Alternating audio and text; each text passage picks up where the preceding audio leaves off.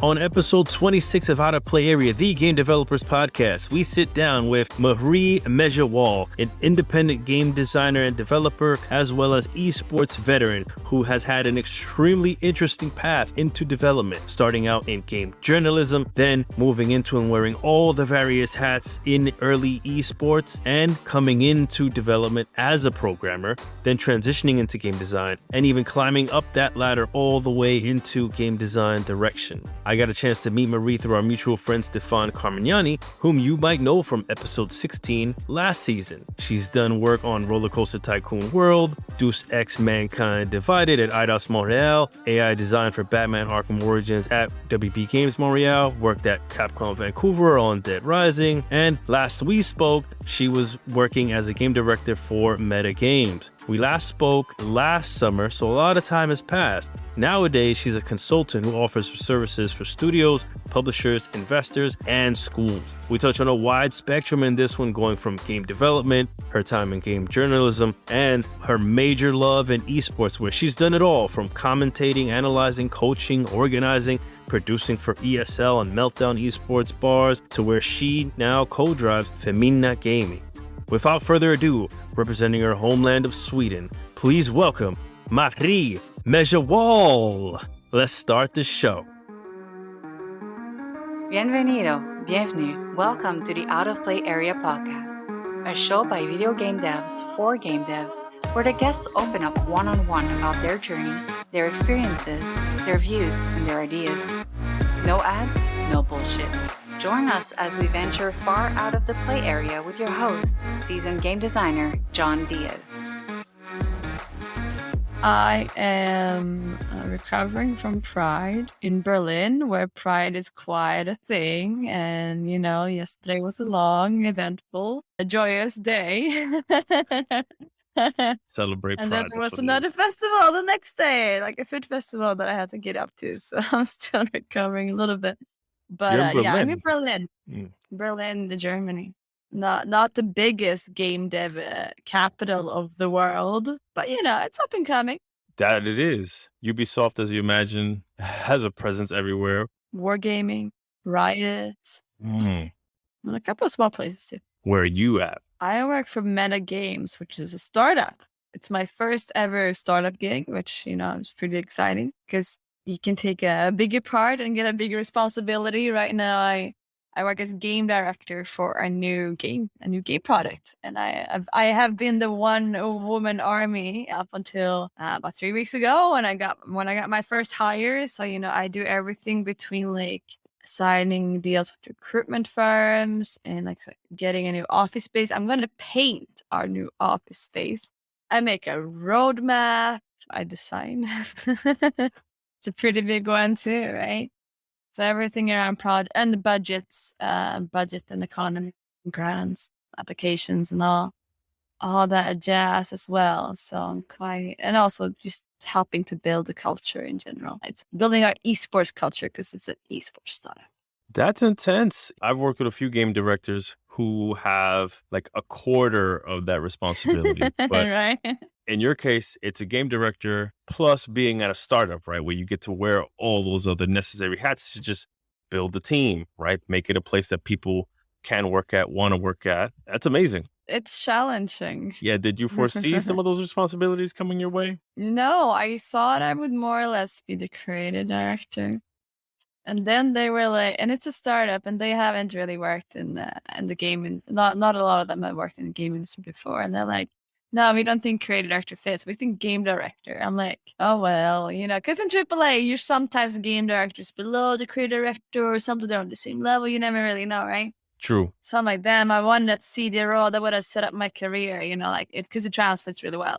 Absolutely. And then I became a game director. And I'm like, wait, I am the game director and the creative director and the EP, basically. You're absolutely right. Usually at the top two positions on a project, you know, EP and creative director. In some other places, tech director or whatever. And that kind of forms the three-headed hydra of a project. Dang. Someone doesn't like managers over here. Better watch out. I guess there's a nicer way I can put that. You chop one head off, they promote another one every time. They're always going to be there. You guys can't see it, but he's nodding right now. They're always going to be there. You always have to go through them. They are the gatekeepers to all the They things in are the project. the gatekeepers to your career. So make sure you stay on their good side Communicate. while keeping your integrity, of course. Yes, that's a big one. Yeah, we got deep real quick there. Super fast. That's why I like hanging out with you guys over there on the east of the Atlantic. Yeah, Like straight to the point. Straight to the point. Shh. That's it. Yeah. We'll need no warm up. Game director in title, but really so much more. Just so much more. everything to get this project off the ground, to build a culture, to build a team, fill in a rough outline or vision for what the design is going to be. Then there's esports in there too. That's kind of rare. Yeah, it's a couple of partnerships and stuff that I do as well, but I can't talk too much. But there's definitely like the games that we have. We're making MOBA esport games, and the thought is that they will fit into like the esport ecosystem and have different connections to other things within that ecosystem, right? So there's a whole lot of talking, getting to know people, and networking and partners and stuff going on too. That's cool, because usually those are tangentially related worlds. Games, esports are built off of games. Yeah, I mean, it's kind of games. I don't know where you want to get to, John. Yeah, I don't know where I'm going with this. Esports are built off of games, but it's seldom the fact that one entity is in both worlds at the same time. Does that make sense? Is that what I'm trying to get to? It's more, I mean, it's the developers really that's doing that, and the publisher to a point as well, who's doing both the game development side and the esports kind of side. And then within esports, there's so many other things that kind of sprung in and became a part of that whole ecosystem that are not necessarily game development. So that's cool. It can be anything from like, hey, here's a program that Skybox GG's and a program that kind of helps you to just do some replays and analysis of the games that someone else made. There's a lot of like streaming has also become risen a lot thanks to esports. Like StarCraft 2 was the biggest game early on Twitch. When I went from Justin TV to Twitch, there is a lot of deals with hardware makers and gaming brands and gaming sodas. And I just feel like everyone want a little piece of esport right now because it's a booming industry, and the growth rate, even if it's just still just like a 1 billion industry, the growth rate is amazing for esports. It's still growing really quickly. We might not have seen it during COVID because we don't get our yearly update of how big the arena was for the next League of Legends or international. Like that's gonna be the measurement. How big is esports? Well, how much did you fill out the arena this year? Okay, cool. Exactly. Yeah. That's the benchmark, right? To be like, well, how much has it grown? It's like, well, what arena? Is it filling soccer stadiums, right? Are you filling like Vegas arenas? And you know, and one of the coolest thing with the growth of esports is that you can see real sports team are getting esport teams as well. Like I heard like just the other day, there was Wolverhampton FC. It's a Premier League like football soccer team in the UK.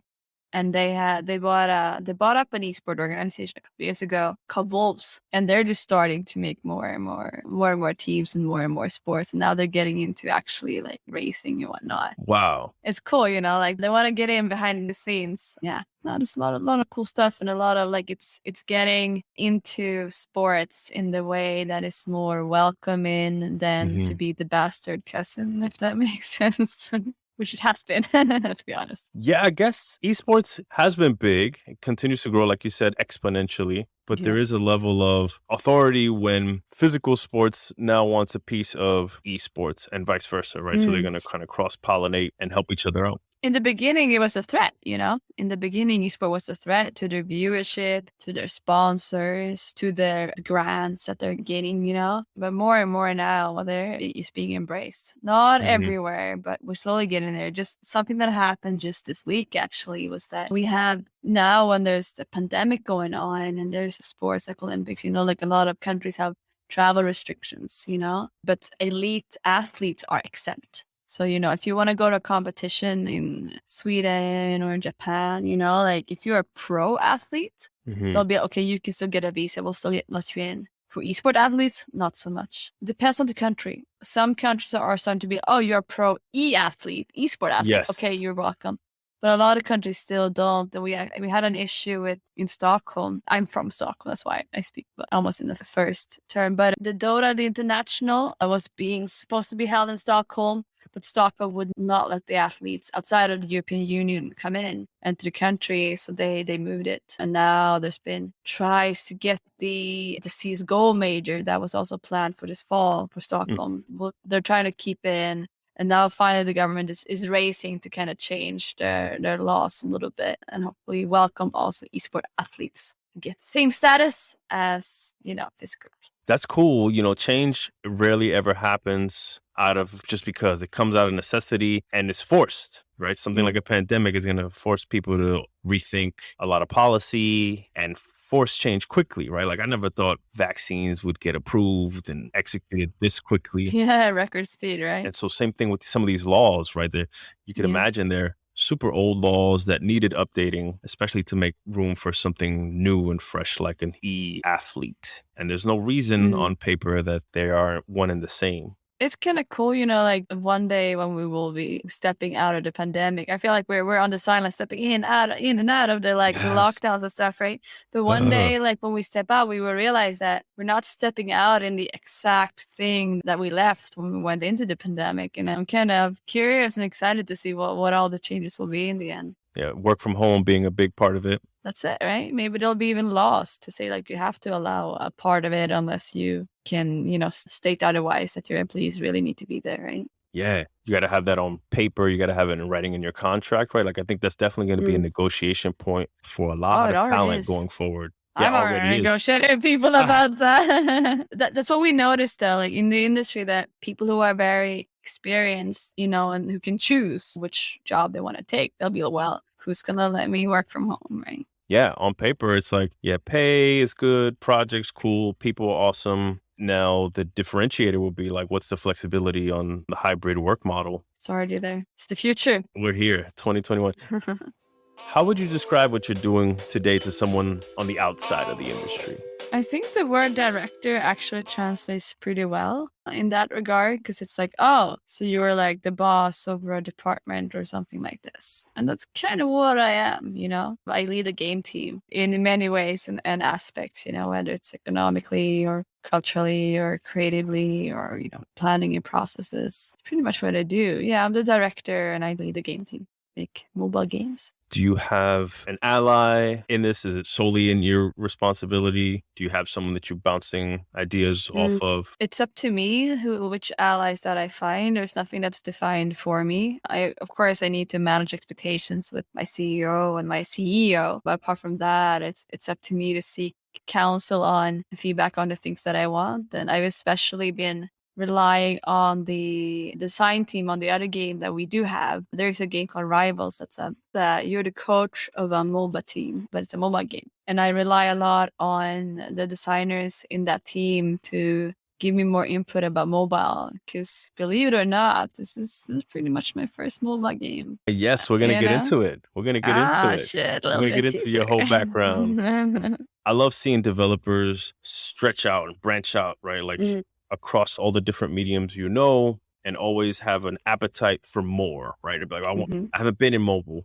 I want to embrace mobile. I want to bring what I know from console and AAA into that space, right? And that's it. Gotta grow. That's a good segue then. Well, let's go and step back.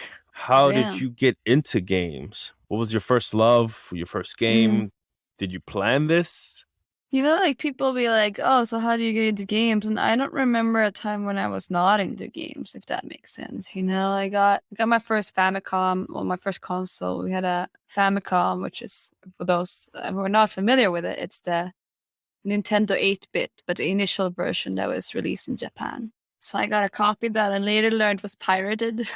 Oh, damn, piracy was even a problem back then. Oh yeah, it was a huge problem back then, even bigger than today. But we can get into that a little bit later. Yeah, no, I got that, and from then on, it's just been the one way. The only question was, what do I do within games, and then how do I get to do the thing that I want to do, which is not always the thing that you think you're good at, that I thrive, like the role that I have today. It plays on a lot of my talents, and it fits me really well. But it's not something I could have gotten day one, So you also gotta find the way to where you can thrive. So it's been a long route, and I went through. First, I read a PC Gamer when I was 7, and I'm like, oh, I want to be a game journalist. And then I became kind of a reviewer. And then I'm like, wait a minute, this is not paying the bills. Like, well, you just get a little bit of money for the one game you're writing about, but it's really hard to stay in a career as a game journalist. And it just kept getting harder and harder. So do support your creators and your game journalists out there if you have some that you appreciate.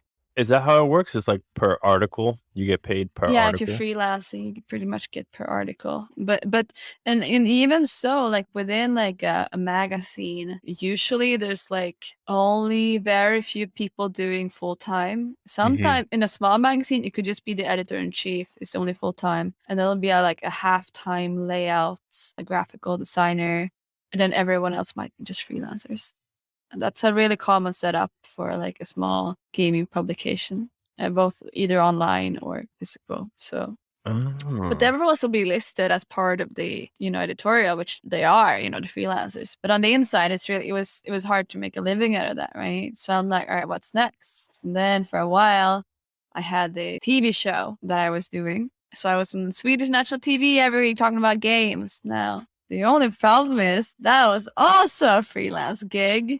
And I only actually got paid for the 2 hours that we were live recording, and I wasn't paid for all the prep work. I wasn't paid for the sitting there in the makeup or having discussions to like, okay, you do that, and the segue to me, like nothing out of that. So I was actually losing money to be on TV every week because I had a job that I stopped. I had a part-time job gig as a programmer that I stopped doing to do that, and so that wasn't working either.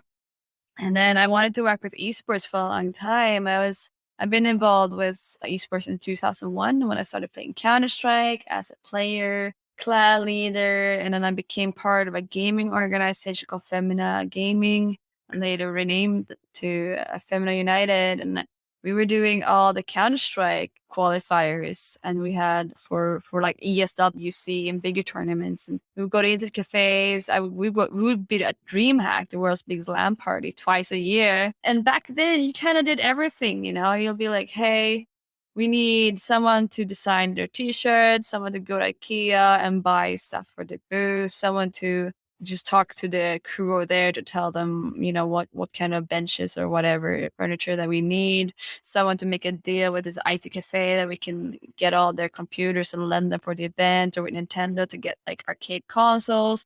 And then with Plantronics to get like prices, and like what need to recruit people and what's everyone's schedule. Like back in the days, you did everything. All of it. All of it, really. And had admin and writing the rules and whatnot. Like, I did all kinds of stuff, and it was so much fun.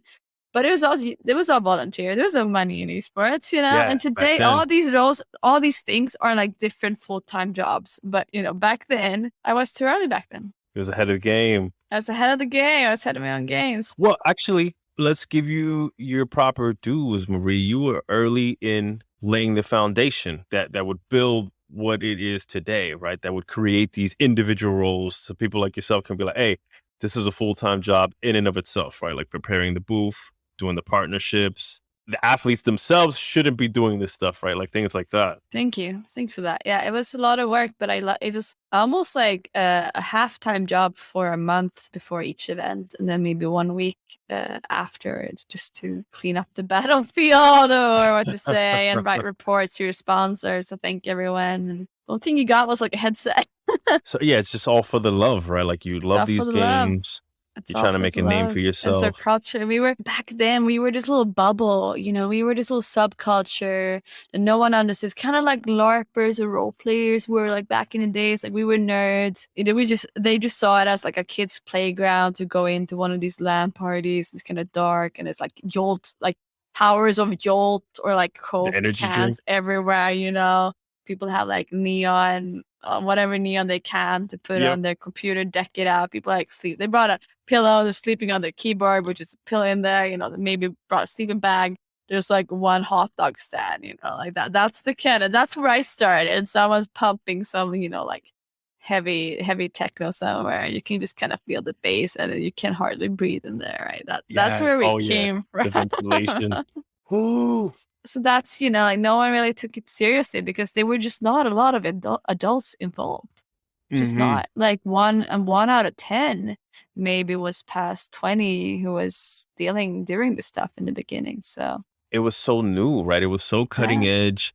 The interest of it, right? Like much like anything is if there's not a lot of money going into it, then these big corporations, AKA the adults too, right? They're like, oh, just kids having fun, harmless, no big deal. I remember this one time. So Dreamhack was the world's biggest LAN party in that's one the one I know year. I mean, we used to go there, and then suddenly one year they're like, oh, you guys can get your spaces in the news section. We're like, okay, cool. And there's some sort of exhibit section. We didn't really get it, because there had never been an exhibit section at a LAN party. No one ever seen it, but this was the first, and we went there and we realized, oh shit, we just kind of brought our computers and we were just planning to play and do everything online as we usually do. And then the tournament area is over there. And I'm like, oh, we have a booth and people are going to walk past it and we have to we should have something to entertain them so they can go in. It's weird to just pass a booth and there's no interaction with it, Yeah. So we're like, oh shit, someone go to IKEA and you call your parents who can come down with black sheets that we can put everywhere. We need duct tape, shit. And we're just guerrilla something together in within just the 12 hours we had before the visitors was gonna all come there, right? It wasn't too bad in it. Yeah, that's awesome because nobody told you had to do that. There was no example put out there, Yeah, you were given the space to your surprise, and you're like, hey, let's take advantage of this. Right? Let's make this a proper spectacle for the space that we have because people are going to be walking again, right? Just of your own accord. At that LAN party specifically, I remember there was another. What year was that? 2004, I think. Okay, so a few years afterwards. It's a while back. But there was another. It wasn't just us. It was also this other online eSport magazine. It's an eSport portal where they write eSport news. They're called Fragbite, and this is Swedish side. And they were also there, just like us. They just kind of sat in their booth and just had their laptops. They hadn't planned to know that. And you know what? They just had their IPO 2-3 weeks ago. Was it called Frag News? Fragbites. Fragbites. So, look at where we were back then, sitting there with your laptops in this deserted area of a LAN party. And now look, at where they have a group behind them. They even bought some game studios and stuff. So the industry's gone quite a ways. Hey, let that be a lesson or a message that sinks in with anybody is that it has to start somewhere. And it usually comes from the thing that you really enjoy or love. And it may take 10 years, 15 years, but look at it now, right? Fragbites is IPO. And I love that message. I love just the fact of where it came from very small, humble beginnings. Yeah. And now it's making serious money. But that's why you have to love what you do too, because you look at Amazon, you look at all these guys who went to space, whether it's Virgin, Mr. Branson, or if it's Jeff Bezos or Elon, and you're like, well, their company started 20 years ago. Yes. More or less, they were in it for the long haul and they've been grinding their way to it. So it's hard to find that easy win, jump on something when it starts looking fun and then make the big bucks. No, it's going to be so much blood, sweat, tears, and just time and effort, breaking your back to get there in the first place. So make sure you get into something that you love. Otherwise, you're never going to make it. Yeah, because what are you going to fuel yourself off of when it inevitably gets super hard, strenuous, demanding, right? It's going to ask of you things that you can't give, are not ready to give. And it's free most of the time. And I want to say an important message to the students out there. You should think the same way when you're picking your thesis. Do something that you're really interested in. Otherwise, it's going to be a really slow grind to finish it and to get your degree. Sounds like coming from experience. I chose the wrong thing. It was hateful. What was? I chose this is a while back, but a plugin platform development is called, and it's about how you can have an IT platform, a program, a game, or whatever, and then you can add small plugins to it. So I was writing my thesis for BWin. It's an online poker creator. The ones who sponsor Real Madrid, or you can see their logo. And they were like, how can we have mini games and add small modules and just add stuff to our client, just more like a plugin. And so I researched kind of ways to load that without having to recompile or find ways to integrate it in your own software. Just kind of have that as standalone things that you can just kind of plug and play or remove. I'm sure It started off interesting and exciting and like related to the things you were interested in. I kind of picked it because I kind of wanted a job afterwards, and I'm like, so what do you need the most, kind of thing, right? So I didn't pick something that I wanted. I picked something that they wanted. But anyway, smart. I can't knock. we combine this all together because I was talking a little bit about my journey. So after the esport, could not make a living out of it. Game reviewer, could not make a living out of it. And then TV show, definitely could not make a living out of that one. And then in 2008, I went to kind of a student fair, and I met a guy from DICE, the game studio DICE. Makers of Battlefield. Stockholm. And I asked him, like game development, like, what can you be, become? And he said, well, you can be like an artist if you're good with drawing. I'm like, you can be a level designer if you're good with building worlds. I'm like, building world? I didn't get it because there was no accessible game engines at the time. So I didn't even know what that entailed. And then he said, you can be a producer if you could organize him, but then probably you're going to have like a degree in some sort of business or product management. I'm like, okay. And then he said, well, there's design, but no one really becomes a designer. There's no schools for design. This is back 2008. At least no schools that anyone takes seriously. They only have the teachers who didn't make it to the game studios kind of thing at the time. So most people, they move in from either QA or art or programming. And I'm like, programming? I can become a programmer. I'm pretty smart. I love mathematics. I'm very analytical. I've done my own home pages and small little things in school. I'm like, I'll do that, and then I'll become a designer. That's my plan, and that's kind of what I did. And then on the way, I don't know. Sometimes like the smallest thing will really like plot the course for your life. So I studied computer science, and one day I got an email from my university saying, hey, we're doing this partnership with IBM or mentoring a class of like high school girls, and I was a couple of years old at the time, and I'm like, sure, I'll do it. And so I was doing that, teaching them some multimedia, teaching them some programs and stuff. And then afterwards, one of the IBM women emailed me and said, hey, we have this internal like intern position, and it's about like gaming. It's about like virtual worlds, like they're trying to figure out how you can have business meetings in these games or these worlds or something like that, how you can use them so you don't need to, for every conference, fly people everywhere kind of thing. But only if you could like imagine like a summer in California. It's in California. So are you okay with that? And I'm like, dang. I'm okay with that. So I had my internship for IBM in Silicon Valley in Los Angeles, California, which is pretty cool. Where did you have to fly from? I'm from Stockholm. Okay, you were still home. Yeah. And then you got this internship opportunity to come to the States. So I did.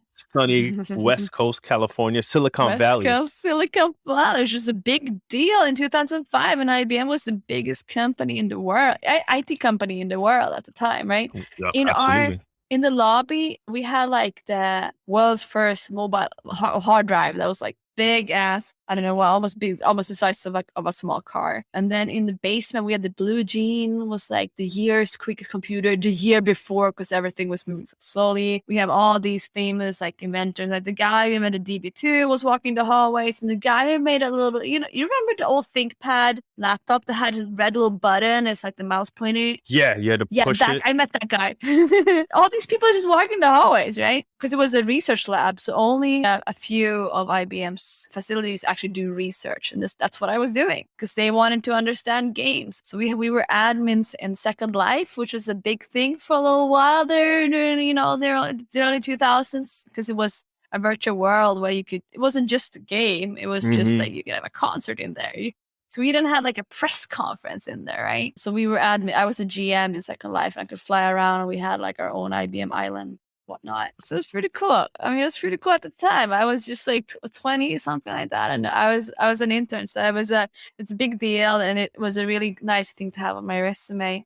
And I'm sure you're learning tons of things, just like how things are connected, making great relationships. I learned things about UX and UI that I still apply today.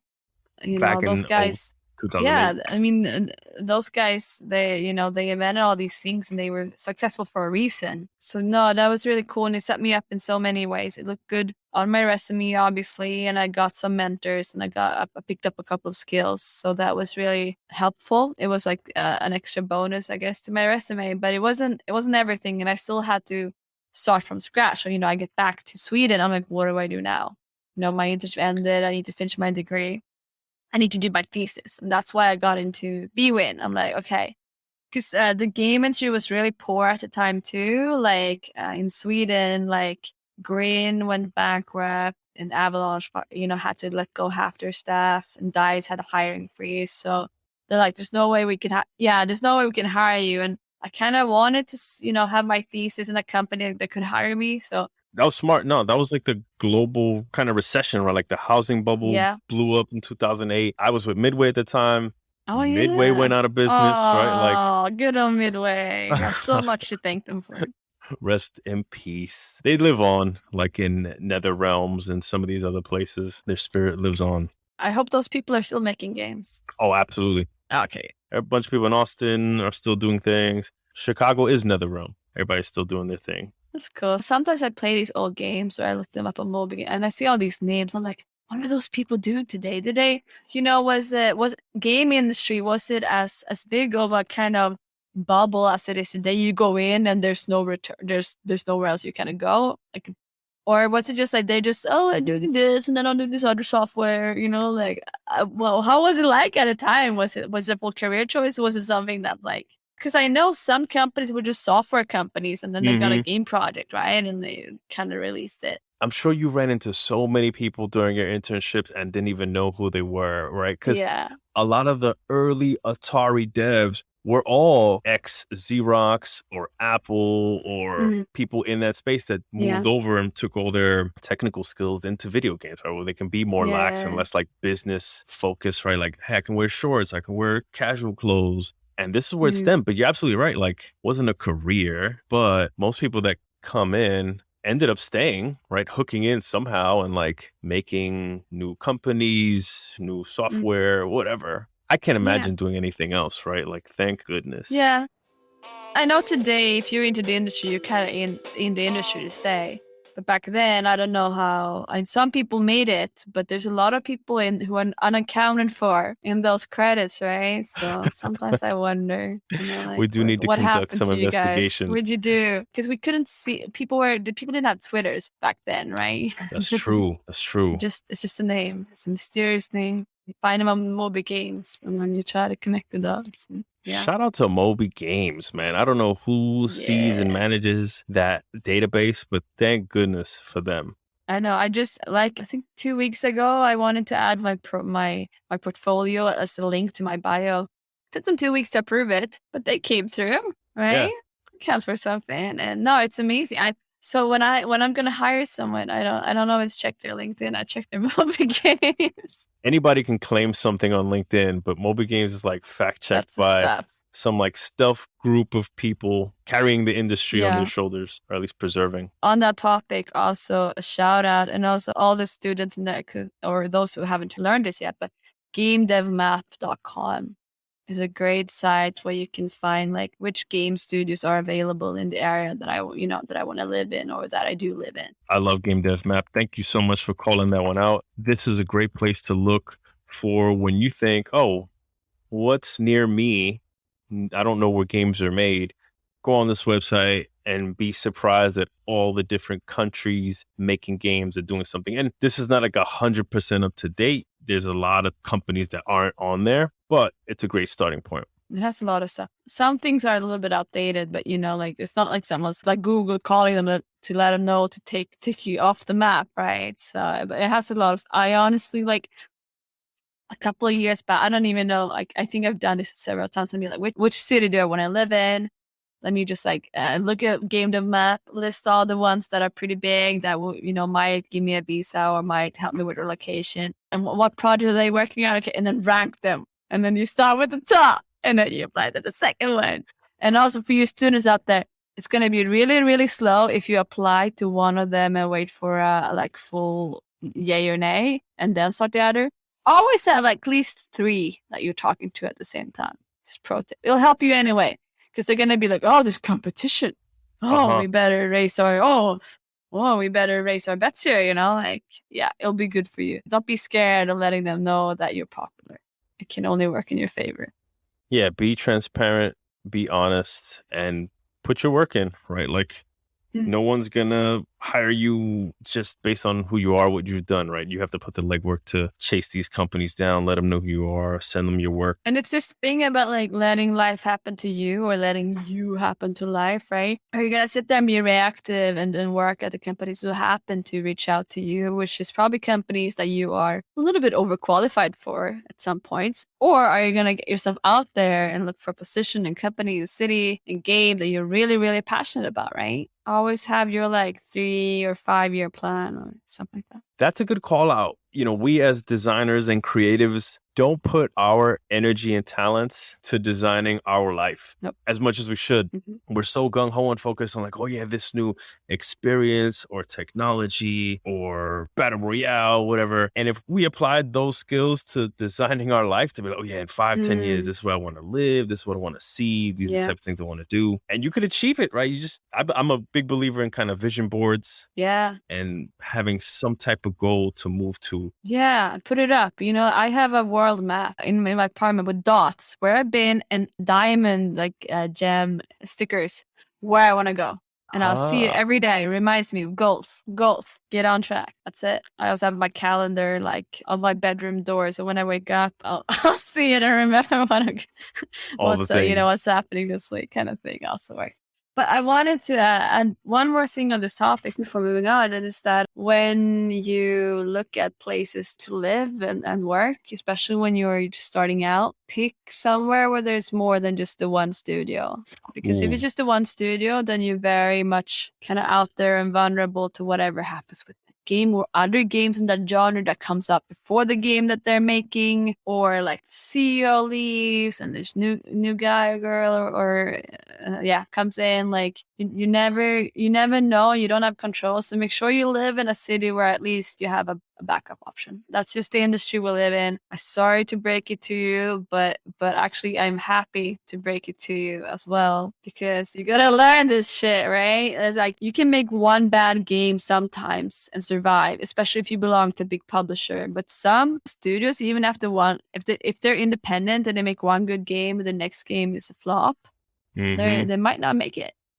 Great word of advice, right? Like the industry is great about moving people around, getting you visas, right? If you show that you're worth it, so that you can experience a new culture. You grow so much when you get out of your comfort zone and leave your home to see how other people live in other parts of the world, experience different food, languages. It just makes you better, makes you more interesting, makes you more employable, all those good things. That's it. If we want to call out some places like good places? Hawaii, well, just to go back to your point of be careful where you end up going and make sure that you give yourself some outs, right? In the poker game that is life. So Hawaii, for instance, a lot of us developers wish that we can go live in Hawaii and do what we do. There's a very small group of developers over there. Same with Wellington, New Zealand. That was my plan. Oh. Like one mobile studio there or something like that. But Damn, he's checking GameDevMap.com just so you know what this is. Yeah. I'm in here. It looks like it's grown. Oh, I don't know if this is up to date. Yeah, check it out. Maybe in 5 years. Hey, it'll be fine. It'll be ready. These are great call outs for anybody, veterans and aspiring people who may be super comfortable in their location right now, right? That it's like, hey, always have options. Keep marketing yourself. Be open to networking. Keep networking. Getting back on your amazing journey through the industry. Sure.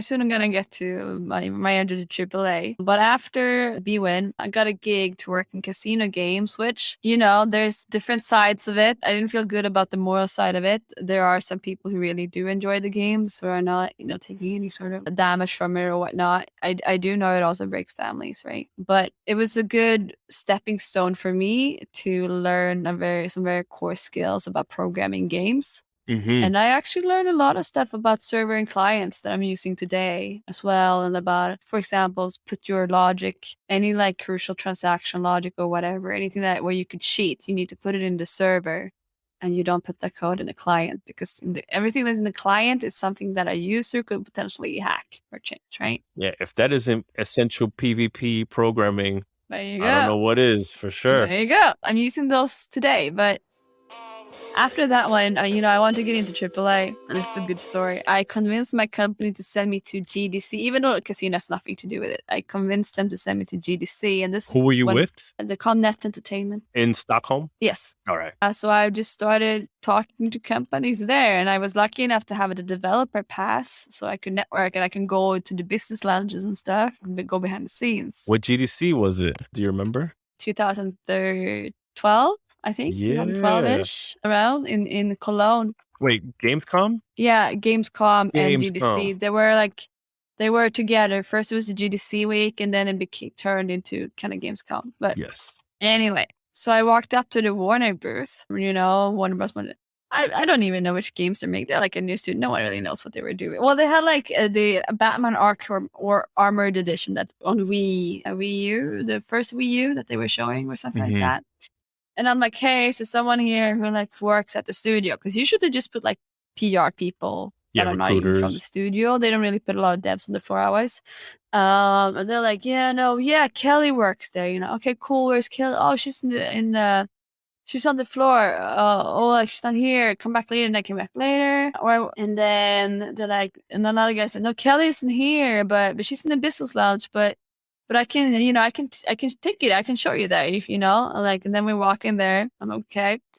And then on the way, he's starting to like, wait a minute, do you have like an appointment with her? Do you know her? I'm like, oh, I'm kind of just interested in like working for her studio. And he's like, oh, do you have like a card or something like that? And I did have a card. Also, students get business cards. Be prepared. So I did have a card, and he's like, okay, wait here. And then he took the card and he went and he walked into the business lounge, like the Warner only area. Mm-hmm. And then he came back and he's like, well, sorry, Kelly doesn't have a time to talk to you. She can't talk to you right now. She's busy with something. But here is like her business card. And she told me to tell you to just send your resume to her. And I'm like, okay. Because in my head, that was just like the answer to get kind of rid of me or like rid of someone's what I thought. Don't call us, we'll call you. Yeah, almost like that, right? So I'm like, okay, well, that's not going to happen, Oh, well, a little bit discouraged, but, I kept on, meeting other people and having a nice rest of the event. And then lo and behold, they call me. What? One of the recruiters just calls me up. This is like, I don't know, a month or two afterwards, right? 2 months later for all intents. Yeah, and you know what? If I hadn't had that internship in Silicon Valley, I'm not sure they would have called me. I'm just saying. I don't know. No one ever told me. I hope it was helping. You were making games. Yeah, casino games. Yeah, you did have that on your resume. Yeah.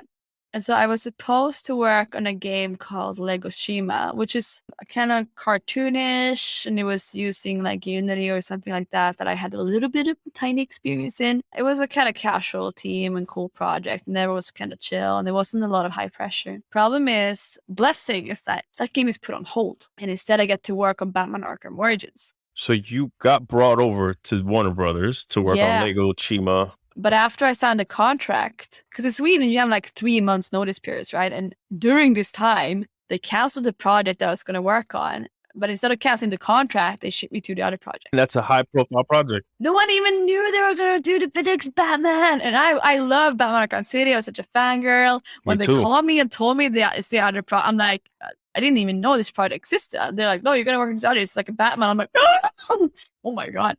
I remember still. You give me Batman Arkham Asylum and Arkham City, and those are my deserted island games. I can be on an island all by myself playing those games till the end of time and be happy. Right? So that was huge. I even remember, I put on my favorite game music song, Dearly Beloved, and I bought some chocolate and I got some wine. I was like lying, crying of happiness on the floor on my back. I remember this. I'm dancing around in my apartment because I just got into AAA. And I've been trying and banging my head against the industry so many years, trying to get an internship and all this stuff, right? Get into casino. And I'm like, dang. If we go back to when you got your internship, this is what, 2007 or 8? 2008 is when I was in 2007 or 8, you get your internship, you get to California. Before that, you're in television, you're in journalism, you are... esporting. Yeah, you're in eSports. You're like seeding Dreamhack in the early days. Mm-hmm. And now here you are. After all that, you knew the thing you wanted to be doing. I want to be programming. I want to be in games. I want to be in AAA. Yeah. and you get the news to say, hey, you're in and you're going to work on Batman. That's it, right? And this is how you celebrate. You just like you with all the things that make you happy and you're crying. You know, you got your food, you got your drink, you got your music playing. Yeah, that's it. That's when Marie, the game developer, was like, foot in the door, no turning back now. Nope. No turning back now. I mean, then you also got to like stay in the industry and keep you in the industry, and you got to make sure you get the credits from that first gig. And then once you ship something and you got your name on MOBA Games, your career is secure. That's it. Done. MOBA Games makes or breaks you. That's it. There you go. There you go. It's all in the writing. You know, I'm exaggerating a little bit, but I'm not exaggerating too much. Like actually like shipping your first game and getting your name in the credits is something that is really highly regarded in the game industry, to have actually finished a project and been there kind of when the going gets tough. Because the going used to get really, really tough, and it still gets really, really tough. Every single game, no matter how many times we've done it, it's always a small miracle. And it's always a battle from beginning to end. And it always feels like it's not going to happen. It's not going to happen. They're going to close us down. It's going to get cut. They're going to change it. They're going to change it from a Batman game back to a Lego game. It's no vacation this year. Keep going. How was the move? Stockholm to Montreal? Funny you should ask. First, you know, like sold all my stuff or shipped it. I actually paid for shipping myself. I got my own visa, working holiday visa. I shipped everything. And then when it was go time, I left my New Year's party in 2012 to go to the airport hotel to pick up my cat and my suitcase. And then I was on the plane and off I went. And then I landed on the 1st of January in the cold Montreal. Oh, and it was dark, that's the heart of winter. It was snowing. It was colder than I ever felt. And the first thing 20. I did, go to buy another scarf. Because I had one, it was just not enough. Because there was like a little bit of a hole in my throat and the wind. I'm like, this is not happening. I think I did the same thing, Marie. Like, my first purchase when I got to Montreal, I think I got there like in March or something. Still cold. Was a scarf. I was like, yo, I went to, I don't know, Place something. It wasn't Place Marie. Yeah, Place Cesar, I think. I was in the underground mall. And I don't know, H&M, I think. I was like, all right, scarf. Switched up. Woo. Yeah, man, no, that was cool. It was a really big jump for me because in school at the time, since there were no game educations, I very, very brief interaction with Unity as the only game engine that I was touching, because game engines were not public at the time. And also, like, I didn't learn game programming. I didn't know game engines. I was a decent programmer, like, definitely, but I never done games before, C++? Right? Yeah, I knew C++, I knew C, I knew my Java, right? I can get around. I knew C#. But still working within an engine. And like I think I've written something in Lua. One part I missed out on the story was I was also in this small student group making a game for Swedish Game Awards. It's a big competition in the Nordic. That was called Nordic Game Awards, I think. But we were using like Crazy Eddie's GUI. Shout out to Crazy Eddie GUI's tool. But it was, we were using like a graphic engine called Augur or something like that. It was really, really basic. It was nothing like working in Unreal 3 and working on like a AAA game or working with Unreal Script. And so like it was definitely like a big learning step for me, you could say. So yeah, and then later on, after I shipped Batman Arkham Origins, can ask myself, what did you come in as? Was it game programmer? Associate. Well, I was more, I had already kind of left junior. I was more or less intermediate in Stockholm, but I took the step down to be associate gameplay programmer for One Redis. So what would you say about that? There's a lot of people I know that chase a title. They're like, hey, I want to be senior, or I want to be principal. And if you're not going to give me that title, I don't want the job. What would you say to those people that are all about chasing titles versus opportunity, visibility, right? Like Batman is a very prominent IP in the industry, right? What would you give as words of advice on making that decision to be like, hey, I'll take that title because this is what it's going to lead for me? So a title will always be compared to the project that you worked on, to be like, okay, well, you're a senior, but well, you're the CEO, but is this your own company that you started? That kind of debate, right? Yep. So if like being a senior on like a mobile game or a small game or an indie game was, at least not then, as highly regarded as being a senior AAA, because also there's more people at AAA, there's more people want to get promoted, fewer who can. So it can be pretty hard. You're going to put in a lot of years and you're going to move really slow within AAA to get that title. So it is really important to people because it's something that kind of sets them to make sure they make progress. And also, while game projects can be like between 2.5 to 5 years, something in between, is they don't have anything to show in between there. It's important for people to get that recognition that I am still making progress, kind of thing, Yeah. Especially, what if the game gets cut and then they never got to cash out on those years of how much better they became, right? I think it's important, really. I think it is important to people. I understand why it is important as well. But like having to work on having to done it on a big project, it's like those two times each other, like those are equally important, I would almost say. So you shipped your first AAA game on what, like Xbox 360, PS3? Yep. Last of the generation. And then it was more or less like, well, I was kind of had to ask myself, do I want to more or less brace myself and do this again for another sign up for the same thing for like a long time? Or do I want to move to Eidos? And like at the time, I kind of wanted to work on Tomb Raider.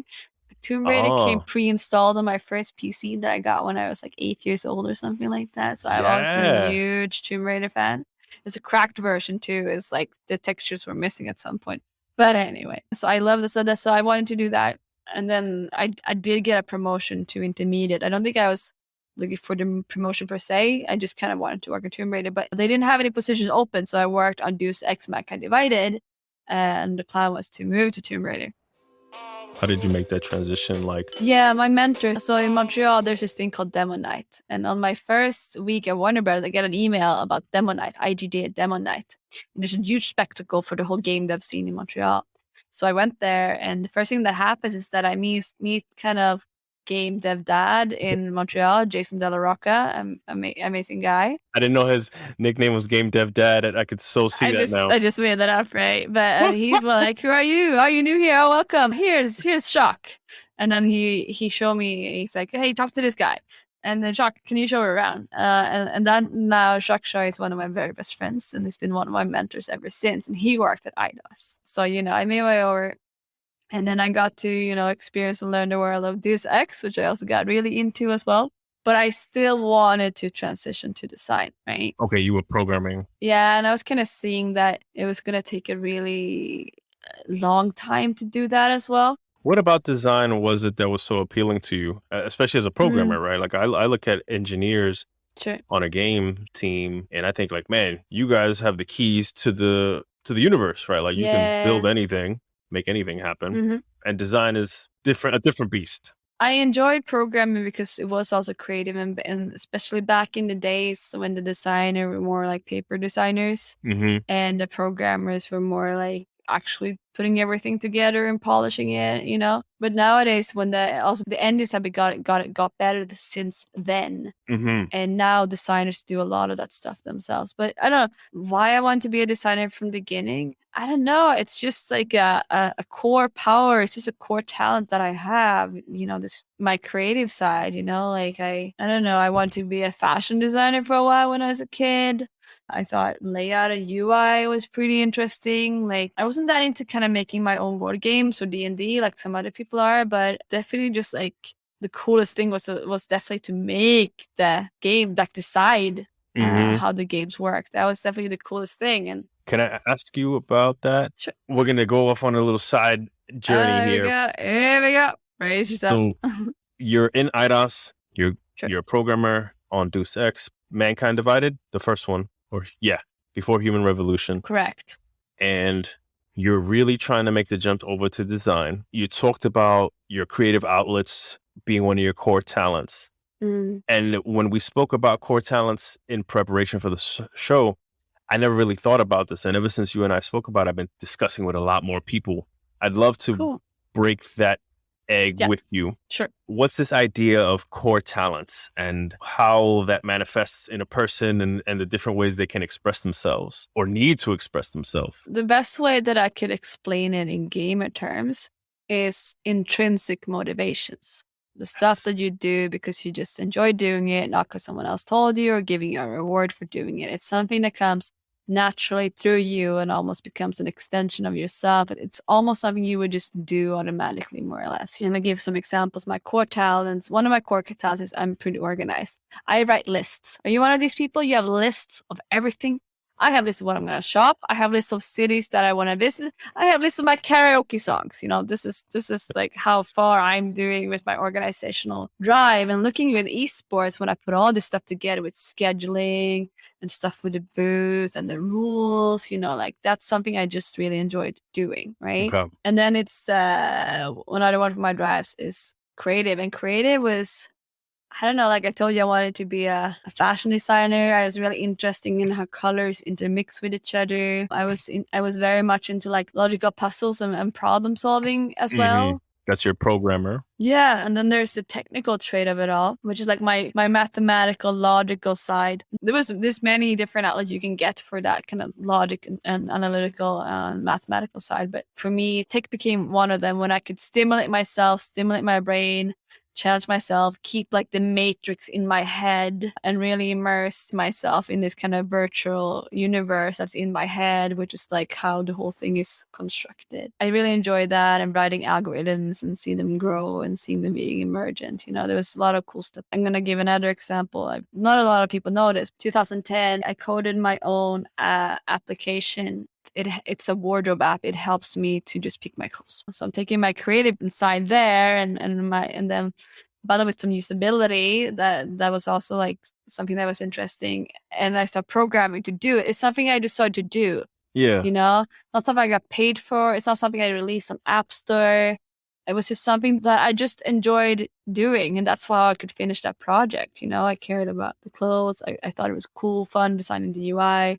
And it was interesting writing like the code behind it. Does it still work? Do you still maintain it? Like use it for you today? Oh, what am I going to wear today? Yeah, of course. What? Awesome. That's that. Yeah, I have to use it because now I'm a director. Got a whole new. I'm buying all these suits and stuff, man. Okay, That's true. I always had suits, but I'm buying a couple of new ones because you know I didn't have a birthday party, so I just went shopping. But anyway, that's a little bit of a tangent. Core talents, meaning there's so many things that make you as a person, and they want to come out. They want to be used. They need to come out. And you could be in a role that only requires you to use one. Correct. So you're always going to be having to look for opportunities that let you express the others. That's it, right? So for me, like my last core is presentation. I love having it. Like I used to be on stage. I used to be in TV. And it was just the energy with the crowd. It wasn't about me being famous. It was about the energy with the crowd, entertaining them, much like a comedian would feel, right? So for me, like to get into the industry, I knew that, you know, I'll be a manager one day. Like I think that would fit me really well because I'm organized. I'm a natural leader. I was always leading different projects in school, for example. But to get into the industry, you need to be really good at this one thing, right? That's what the entry roles do. You need to be really good enough in programming or good enough in art, or good enough level design, you know, good enough in product management. And you need to do that really well, and then you can get into the industry. But I knew that a role where I thrive is one where I can get outlet for several of these things, because otherwise I'm limiting myself. It's like standing on one leg when I have four legs. And even as a programmer, I fulfilled my fascination, and then I took it even further and kept, even though I wasn't that interested to that point, you know, for that many years. I'm interested in tech, but, you know, I'm not interested in like engine code, for example. That takes it a little bit far. So I was not thriving, and going further in programming was not what I wanted to do. So I more or less felt like I have to find a role where I can do more. And if you're a designer, there's just so much logic in your day every day that I never missed programming once I did my transition. Never, because there's so much problem solving and logical stuff too, right? So that's it. And so design was something where I can do also a little bit of presentation. You present your designs, right? So it's been a role that fills those drives. And the funny thing with programming was that I was understimulated. There was so much stimulation to be, or challenge within programming, things to do. And even though I was doing it and it was taking my brains in some way, I still felt so understimulated and so unfulfilled that I just had to go somewhere where I could get outlet for it. All this other potential that just lived inside me. And I knew that to get somewhere where I can really, really thrive and really do a good job and people really, really appreciate me and come some really good, impactful results, I need to go get a job where I can do as many as possible of my core talents, you know?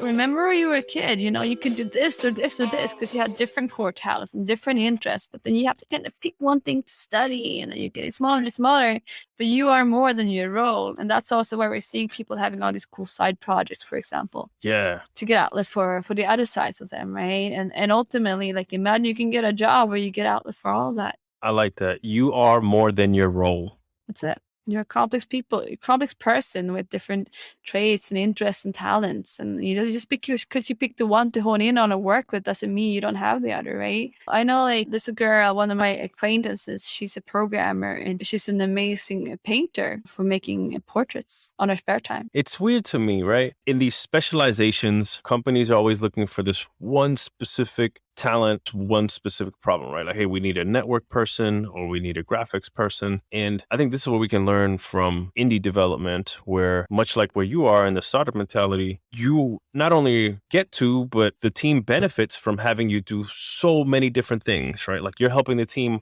on so many different platforms. And it's always strange to me how these big games teams with over 50, 100 developers pigeonhole people. And they're like, hey, you're going to make levels, you're going to make grass, you're going to do tower design, as opposed to, hey, whatever you're good at, whatever you want to do, let's foster that, right? Like let's make a strike team that lets you build so much of the game, right? Because it's only going to help the end product, I think. Yeah, it would be good to look at people more as individuals than just kind of pieces of a puzzle, right? And with an indie studio, you honestly, like, if you get there early, you can pick your role and you can hire people around you to fill the other stuff, right? And so for me, the more I went into programming, the more I started struggling to keep my motivation and my interest, and that impact my velocity as well, because I wasn't as focused, because I didn't think it was as fun anymore. That's a danger that happens, right? When you have talent that you haven't fostered correctly, you haven't given them the opportunity to do the thing that excites them and interests them, lets them flex the different parts of their muscle or core talents, you're going to lose them, right? They're not going to be doing their best work because they're not excited anymore. Some people are just happy doing what they're doing, right? And some people want to keep specializing. And some people, like, want to just keep growing and keep always getting new challenges, right? And I started to stagnate a little bit. I did get an offer from Funcom that later changed name to Visio to work on RollerCoaster Tycoon World, which was amazing. As a designer? They were like, pick any role you want on the product. If you want the AI, we'll give you the AI. And I'm like, I love AI. When I worked on Batman Arkham Origins, I made the first boss, Killer Croc, and I fell in love with AI. You know, on the team, it was like, well, it's the smallest boss, and people love working bosses, you know, like, you know, and it was simple enough. And someone had already laid some groundwork that I could do that one, but it's the one that all the reviewers play because it's 20 minutes into the game. So for me, it was really cool, right? Like, and I made that guy. I taught him everything he knows. That's my boy. Come on, Killer Croc, get him up. Yeah. Get him, go get him. That's it, right? So yeah, so I got an offer to work on, and I more or less picked AI both on the design and the programming part.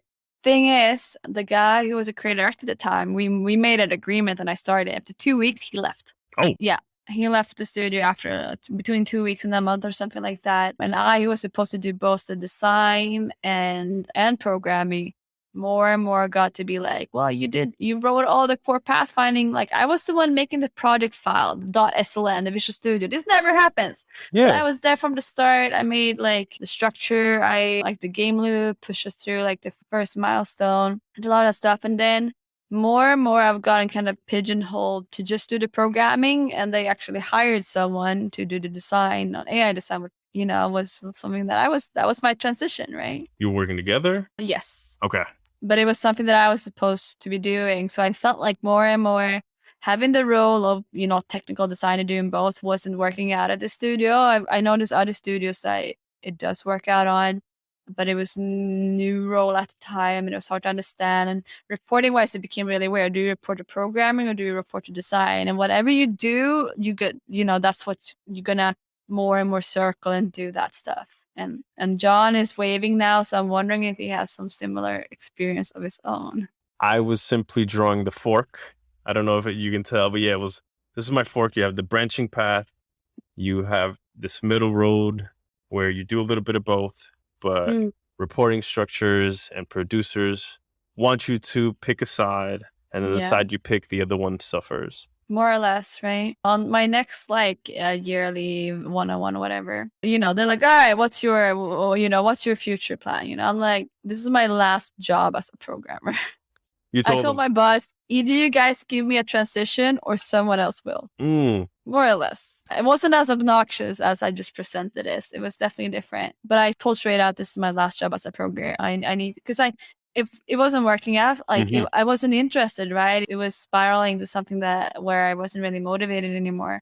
So I knew I had to make the job a necessity to even stay in the industry, stay motivated, stay productive in the industry. Like, I really needed to do this and more to survive, because it was a downward spiral for me. So luckily there was a man there called Mark Albinet, big shout out. He used to do the design education internally at Ubisoft. So this guy had more experience as a dev, as a designer, than I had years lived.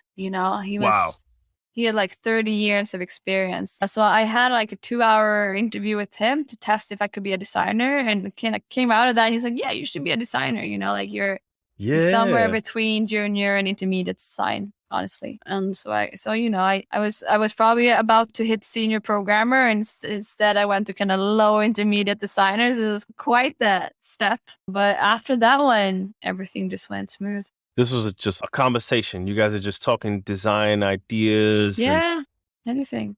Nice. And I had really strong senses, which I knew. I always had strong design senses, right? Mm-hmm. And I played every genre there is when I was a kid, every game that came out, right? It's like my breadth of knowledge, and I have a very strong sense of association. When someone says something, I connect dots really, really quickly in my head. And that also helps me as a designer, because I'm understanding how things can work together and coming up with ideas that might fit, that I'm just pulling out of my pockets from this other thing that happened 20 years ago, kind of thing. So they gave me that transition, which I'm super thankful for. And I finished RollerCoaster Tycoon as a designer, fashion designer. That's what you were credited as? Those credits never made it to MOBA Games. MOBA Games, if you guys don't listen to this, there was credits that never got to your site.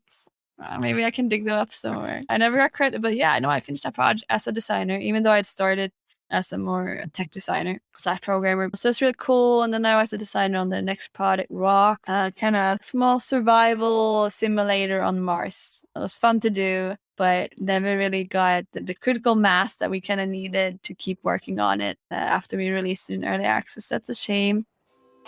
And then at that point, I'd been in Montreal for 5 years. And also the studio didn't have a whole lot of stuff lined up either. So it was kind of time to move on for several reasons. And that's when I called Capcom Vancouver. I'd interviewed them a few years before when I was also interviewing for RollerCoaster. But now I call them. I'm like, hey, remember you guys gave me this is also a pro tip for students or whoever's in the industry.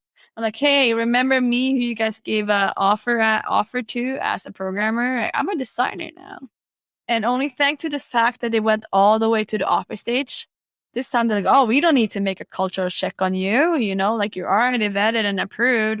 But yeah, you should talk to the designer. So I only had like 2 interviews where they were like, so do you want to be a tech designer or designer? I'm like, designer this time. I learned my lesson. Yeah. And so it's, if you go all the way to the offer stage, it will be much easier to pick up that again. At some point. Saying if you've gotten an offer from a studio or a team, it's easier to come back to that team saying, hey, I'm looking now. Do you have a need for what I can bring? Yeah. Yeah, for sure. More or less, because you're fully approved. You were given the offer. That's the ultimate sign-off on you as a person, right? Mm-hmm. So the only thing you need to know is, okay, so do you know the skills? Would you fit for this exact role, kind of thing, and meet your manager, your closest co-workers, and make sure that they like you. If it has changed, if it's the same people, then you might not even need that. It's not out of the ordinary that the team goes through some restructuring, directors change, leads change, things like this. You never know. Mm-hmm. But having had an offer there is as good to them as you would had. It's even better to them than reading your name in the credits of MOBA Games. Fair. Totally. Yeah, no. So I moved to Vancouver. East Coast to West Coast. Yeah, from East to West. It's different, man. It's different. We could talk a whole episode about that one. Yeah. Even though it's the same country, It's a very different vibe, right? Very Like different vibe. little Europe versus like West Coast BC. Shout out to West Coast. I loved Vancouver. I didn't even know which game I was going to work on until my first day when it told me I was working on a game in the Dead Rising franchise. Yes. That I cannot name because very, very sadly, the studio was closed down. And you know, by the time I joined, they used to be called Blue Castle Games. The studio had existed for like 20 years. I'm like, this must be safe, surely. But what I didn't know, and also a tip for you guys when you're interviewing, what I didn't know was that the product already had shifted 3 times. And you know, your product can only shift that many times before it's going to be canned or canceled or whatever. So like, make sure to say like, which life are we on? Because you only have like, it's like a cat. You only have like, you don't have 9 lives. You have maybe like 4 lives maximum, right? Maximum. So if they were already on 3, which I didn't know because I hadn't asked those questions. So I was only there for about 6 months. That's a good point, right? Like when you're in talks with a team, if you can find out what the project is, that's always helpful. The other one is, hey, how long have you guys been in development, or what stage are you in, right? Are you in pre-production? How long have you been in there? Hey, you're in production. Hey, do you have a ship date? You know, these are great things to get a sense of how much runway there is, how safe it is to kind of pick up and leave and move. Yeah. If they're going to be like, our creative director just left, you can kind of sense that this might not be the best time to join. I mean, I'm just going to, it might work out, but I'm just going to put the exclamation mark out there, you know? Yeah, interview the interviewer, right? Like it's not just them interviewing you, it's also you interviewing them as a place for you to grow and see what else is out there. That's it, right? And also check if they have several projects, because if they have several projects going, and especially if they're getting funding from different places, then there's a high chance the studio they have more legs to stand on if one leg falls, so to say. And also if it's owned by a publisher, then supposedly it should be more safe, but it was not in this case, sadly. I'm with you. I'm like, hey, Capcom, they have a ton of IPs. They are stable as can be. They've been in the industry since the beginning, since I was born. Yeah. They're not going anywhere, right? Boom. Right? And the studio had been there for 20 years, which was rare in games around that time, that studios, because there you were either bought up or you were waiting for the one game that would flop or you would fold. That's kind of what the climate was back then, right? This is only like 5 years ago or something. But anyway, they, mass layoffs later, and I find myself what do I do now with my life and my career and my job? I knew I wanted to continue within design, and I didn't know which city, I didn't know which studio or mobile, or I still wanted to work with PC and console at the time. And I got the best offer I could get. I got 5 offers in the end. Damn. Every time after every new product, every new position, I'm getting one more job. First, I got 0 job offers. Yeah. And you get the 1 job offer. Next time you look, you got 2 job offers. Next time you 3.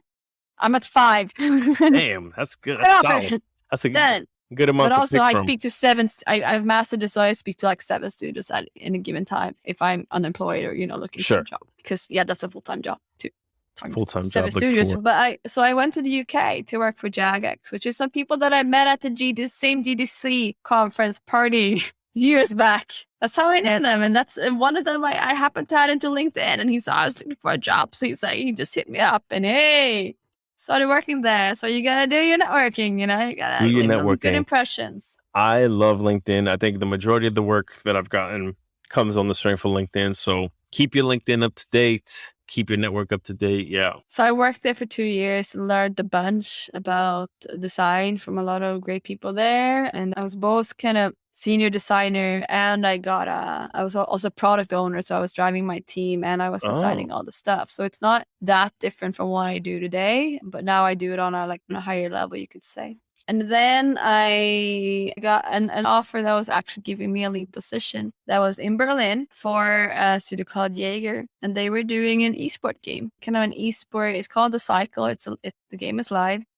And it was like a battle royale-ish game, but team-based. Battle royale. I was working on. And really, I became the lead designer. So I was doing everything from my 8, hiring for my 9th designer across the board, involved in all the design processes and meetings and things that we were doing, involved in the backlog and what we were doing next. And then also a little bit of hands-on. And it was a busy time, I can tell you. It was a good time. Sadly, that game chose to move away from esports, whereas an esports was something that I still wanted to work in. It was one of my big interests. So we decided to go separate ways as well after that big shift happened. Yeah, once they made a pivot and they moved away from that early esports vision. Yeah, I wasn't the right person then anymore. I was spending a lot of time with the community on my spare time. I was making logos for them. I was helping them cast tournaments. I was having roundtables, and everyone, it was a big esports focus. And I was talking to other orgs and helping them to have host tournaments. And I was designing things for the backlog that we could have like a spectator mode and all kinds of stuff, right? And all that stuff that I really loved to put all my spare time in after work, that got pulled away. Man, yeah, just taken away. They needed someone who was really motivated about where they wanted to take the game and to kind of jump in and take that in that direction. There's nothing wrong with that. Yeah. You were the lead designer. You were on board with one vision. Mm-hmm. When they changed that vision from something that you were 100% aligned with to something you weren't aligned with, there's nothing wrong with that. But hey, there's someone else better suited for this, and it's not me. That's it. Sometimes that's just the conclusion. And if they had more projects, then it's very possibly that, like an internal move could have been a question. I know I was talking to a couple of people about that being opportunity inside the studio. But here, they didn't have a whole lot of projects, right? So I moved on. And I took and this was also maybe a little bit unexpected. I mean, I didn't move to Berlin just to work here for a couple of months, right? But then I took a contract with Ubisoft Stockholm to help them when they're starting up. Well, they're still kind of starting up an unannounced game there for a while to help them out. So that was like a temporary 6 months limited contract to help them out. And it really bought me a lot of time to figure out what my next step should be.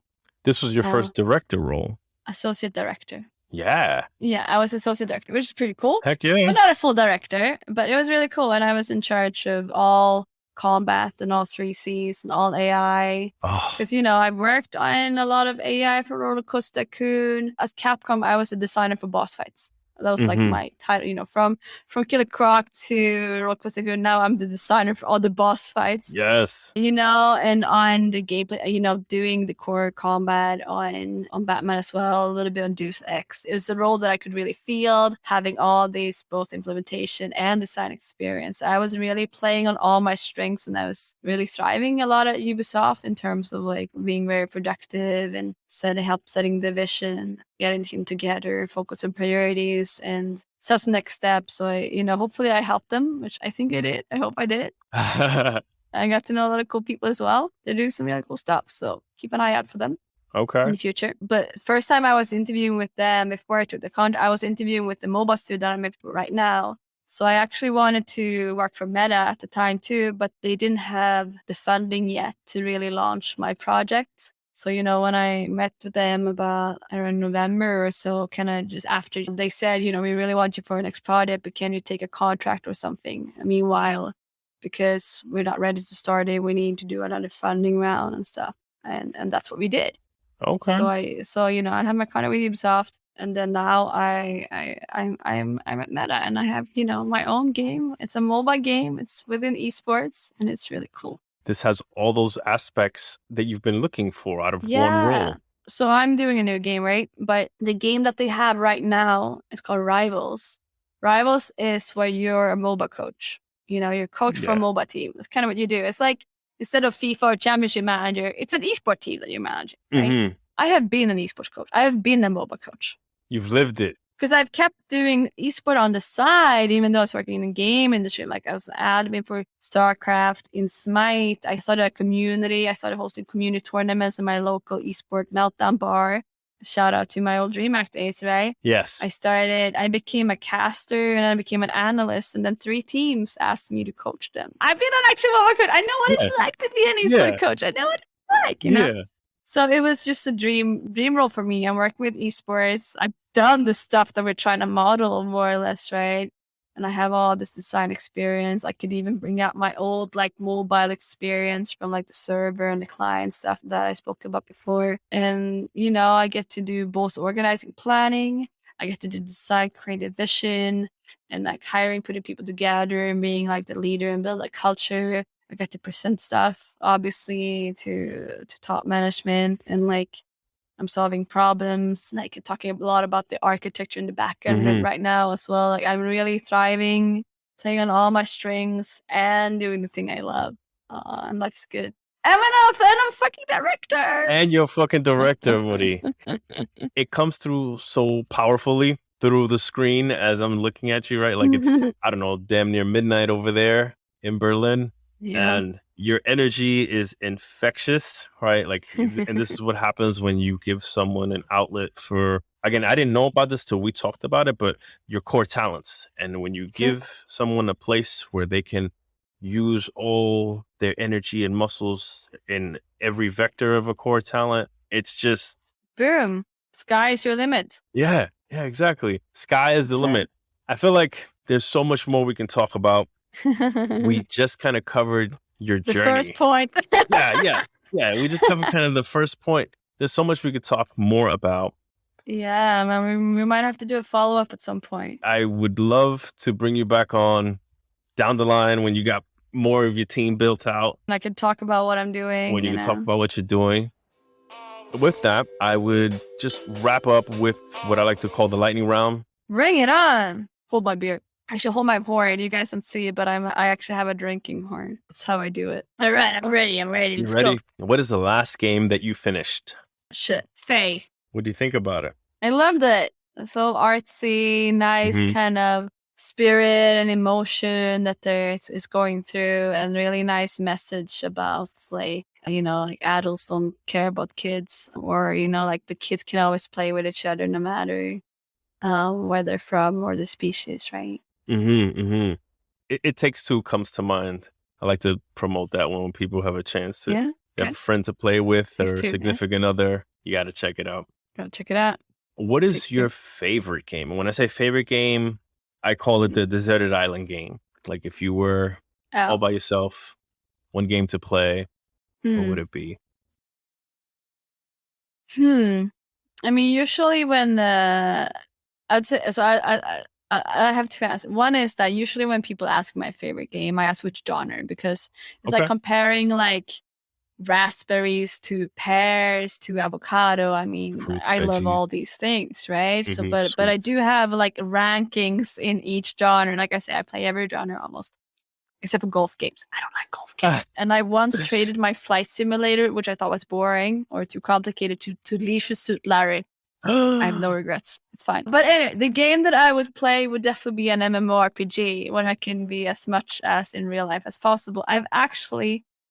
I know this really quick, but and I'm going to leave this as a cliffhanger maybe for another episode. I have taken down and broken an MMORPG server. At least killed it. Not taken down, but like I killed it. Everyone abandoned it.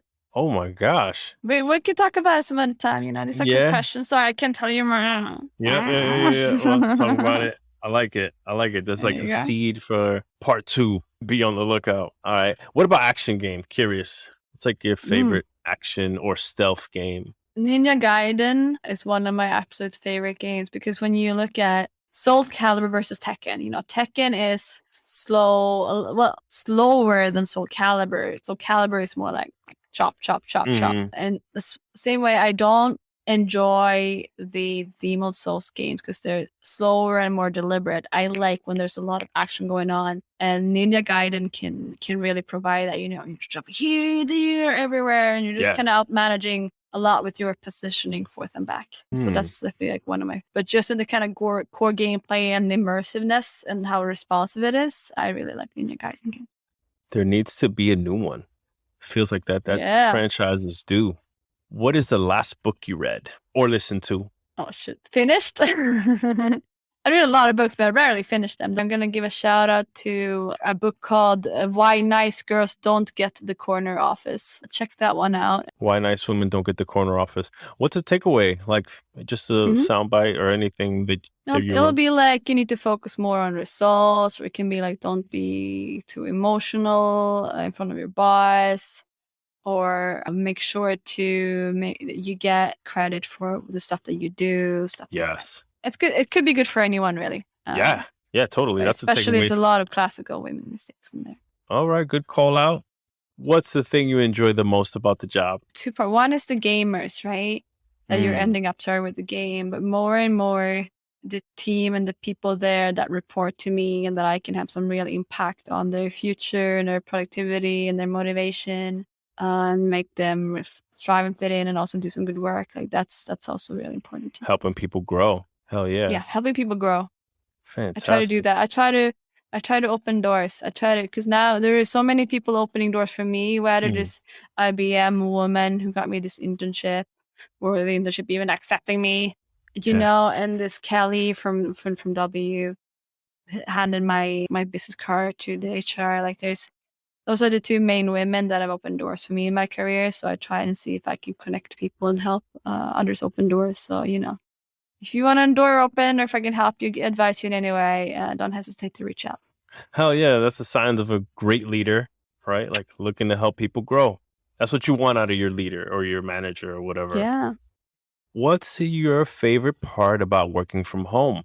I think my favorite part is that I'm saving so much time, because usually when need to go to the doctor, you go to the pharmacy, hand in your bike for repairs, or someone's there's a delivery coming, or someone's going to come and like look at your sink for, an hour or whatever. If you were at work, you'd have to leave work, go all the way home, do that, and then go all the way back, and you're losing so much time.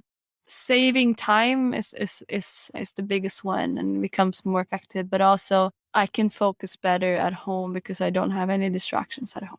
I hear that. Our most precious commodity is time, and we get to save a bunch of it from working. Like when you're in the office, especially in a high profile role, like a director who always has people needing answers, or at a crossroads, or hey, jump in this meeting, or hey, can I come over and we could talk about something, right? So when you're at home, you're a little bit more protected from that kind of like ad hoc meeting. People need to go and deliberately plan a one-on-one. They need to book your calendar. They need to set up a Zoom meeting. Yeah, I mean, that becomes the other part of it, which is for me, I work every other day. So they can usually just wait until the next day, right? And then if they need to really do something face to face. And with that, I'm able to keep the home days are almost purely no meeting days. Awesome. We'll see how long I can hold that. Yeah. But that's my ambition. And it's working out for me really well so far. That is an aspirational schedule. I like that. There's a lot of people that kind of are driven behind this mythical 4-day work week or 4-hour work week, and whatever that means to whoever. Find whatever makes you thrive, Look for when you have energy, when you have focus, when you're high or when you're low, and try to schedule and plan your life around that one. And for me, like, I'm really energetic in the morning, right? If I sleep enough, the first thing I do is just to pull up laptop and get out everything that's in my head and be real productive. And then some, so I work for an hour and then I go to the office sometimes. Just like figure out what works for you. Get to know your own body, focus, mind, and also, of course, your schedule and things that impact that one around you. I love that flexibility, right? Like, especially this model where we can be a little bit more autonomous or own more of our schedules to find like, hey, let me start early or let me start later, to your point, right? Like, when are you more on or when are you more high, right? I get what you mean now. I was kind of struggling to, okay, when you say attention, the currency of attention, what do you mean? But that helps drive it home, is to say, if your attention is divided, it just takes you longer to do something. And that's okay. I can relate to that. I definitely like to have some type of documentary or educational podcast or how-to in the background whenever I'm writing or designing. And it's just something that helps, right? Like, splitting my focus helps me from, let me go look at my phone, or let me go look at social media or something like that, right? A pro tip too, having some sort of noise or background music has really helped me as focus. I think it's not only people who are neurodivergent. I think I was thinking for a while, am I neurodivergent? Because I can be really active and I have so much energy that I need to do something with my hands. Otherwise, it's really hard for me to focus because I just need to get it out, right? I don't know if everyone is like that, or if I'm like a little bit neurodivergent, like slightly. Putting on some background noise or music to drown out the rest of my subconscious that will keep finding something else that it tells me to focus on. You just keep my subconscious busy, because there's so many, we don't know it, but our subconscious has getting all these impressions from everything, and it has all these calculations going on in the back of our head. When it finds something that it deems worthy of our attention, it will tell us. And that's what can distract us, because you come up with this or this. And then you feel like you're hungry, and then you heard something, and you're like, isn't it smelling over here? You know, Yes. or it'll be like, oh wait, something's happening on the TV. Everything's moving quicker now, even though it's just kind of, you're just seeing the light of it all. Like, so that's what happens. What I do is to put on some music or something or noise that keeps my subconscious busy. And it really helps me immensely to focus sometimes. That resonates with me pretty loudly. I'm the type of person that I can't be in a silent room. I need sounds, music, something. It allows me to do better work. I'm not familiar with the term neurodivergent. Oh, can you give you the crash down? Oh, yeah, please do. You know that there's a couple of diagnoses. Some people have ADD, ADHD, and autistic, right? And people have kind of realized that, hey, it's not like a binary thing, or this bipolar too. This or this. It's just like, it's a big spectrum, and you can be slightly here or not there at all on this, but you don't have that. And usually it's a sliding scale, and everyone has their own kind of setup, and they might be closer to what is considered normal, which normal means, like, we call it neurotypical. Neurotypical is what we call normal, right? Yes. And then you can be anywhere on the spectrum or sliding into it at different points. You might not be all the way to like ADHD, or you might be something else they didn't even come up with yet, or realize yet, or invent, or, you know, put a diagnosis, a word to yet. Like, people are starting to just realize that, hey, people's brains just work differently, and there's a couple of different patterns that people are, oh wait, there's a lot of people like this. Oh, is that a diagnosis? Oh, there's a lot of people like that. Like, people are learning more and more about brains and how brains work, and it's no longer like a thing like you're binary this or you're normal. It's more like it's a sliding scale of neurotypical, which is most people, versus all these other directions that you could be going a little bit or a lot. So neurodivergent means that you're not, all your eggs are in the neurotypical basket. That means you're neurodivergent. You're diverging a little bit from the typical in some aspect, but there's so many different aspects it could be. The scale or the spectrum of this chart, just one of the ones that came up, right? Like, cover a crazy spectrum, right? Like this autism, dyslexia, Tourette's, epilepsy is a thing in there. They're still figuring out what to put there. It's a lot of research happening right now, and people are starting to wake up to the fact that it's not like you're insane or you're normal, you know, like that's not how brains actually work. So people are trying to understand it more, and what they figured out today, I don't think that's the final version of it either. This is awesome. Thanks for sharing that. Yeah, there's a lot here, and it seems to all fall under that mental health spectrum, right? Like, of which we talk a lot about on the show, is how to balance that out, right? In this life where we're in a pandemic, we're socially starved, we have a lot of demands on our day to day, right? And this is an outlet. This is an outlet for me. It's an outlet for listeners to hear other people's stories and experiences so that they don't feel so alone. Some of the best developers that I know are highly neurodivergent. But they also found ways to make them thrive. They adapted the rest of their lifestyle to get them to a point where they can be really productive at work and reach really far. I agree with that. Some of the people that are in these leadership roles or highly respected creatives, to a layman, to an outsider, can be classified as, oh, that guy is weird. That woman or person is eclectic, right? Just all these terms, because it's not something that they're familiar with or easily connect with. To your point, some of the best talent in this industry falls in this spectrum, and it makes them highly effective, right? Like, they can reach further than what people have reached before. They can show the way, you know, carve a new path in somewhere. What's something most people don't know about you or would be surprised to know? Not sure if people will be surprised, but I have a love for dinosaurs, and it was not something that came when I was a kid. I mean, I watched Jurassic Park, but it was my younger brother who kept like, come and play this game with me. What is it? It's like Ark. It's a dinosaur game. I'm like, oh my God. You know, my young kid brother wants to play a dinosaur game. All right. Yeah. Eventually, after like 1 year, I'm like, okay, I'll play your dinosaur game. Yeah. I got really hardcore into that game. I now can tell the difference if the noise is coming from an approaching pterodactyl or a raptor or a T-Rex. Damn. Okay, so you surprised yourself with that interest. Yeah, I did. And now there's so many dinosaurs in my house, I even lost count. Figurines everywhere, posters, books, a lot of dinosaurs. Shout out to your little brother, helping you discover things about yourself you didn't even know. Yeah, and I still want to make a game. So there was a little bit of a controversy many years back when one of the representatives for Activision PR, she reached out to 4chan and she asked, hey, why I saw a lot of outpouring of negative criticism, especially from this community about the latest release of Call of Duty.